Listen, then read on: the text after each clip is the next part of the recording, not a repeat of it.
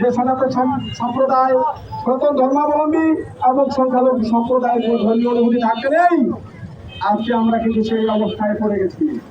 আমরা চাই যে 17 বছর আমাদেরকে পুঁজি করে তারা ক্ষমতায় এসেছিল, তাদেরকে বিতাড়িত করতেও আমরা ভূমিকা রেখেছিলাম, আমরা রাজপথে ছিলাম, কিন্তু আজকে আমরা সেই প্রাধান্যটুকু পাচ্ছি না।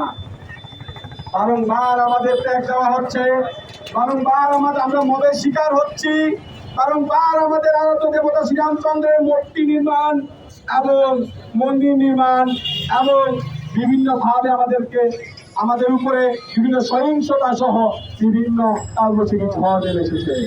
তাই বললে প্রশাসন সহ সমাজের সুশীল সমাজ এবং যারা এই বাংলাদেশের হিতাকাঙ্ক্ষী, দেশের ভালো চান, যারা শান্তি শৃঙ্খলার মধ্যে দেশে বসবাস আমরা করতে চাই, তাদের পাশে দাঁড়ান। আমরা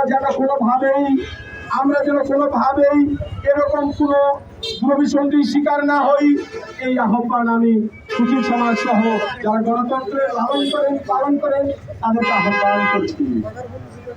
সংগ্রামী সাথী বন্ধুগণ, অত্যন্ত ভারাক্রান্ত হৃদয়ে যেহেতু আমরা এখানে দাঁড়িয়েছি, শুধু এটুকুই বলবো যে আমরা এই দেশের বৈধ নাগরিক, আমরা উদ্ভাবক নই, আমরা কচুরি পালা নই যে একজনের ধাক্কায় আরেক কুলে এসে ভিড়েছি। আমরা এই বাংলাদেশে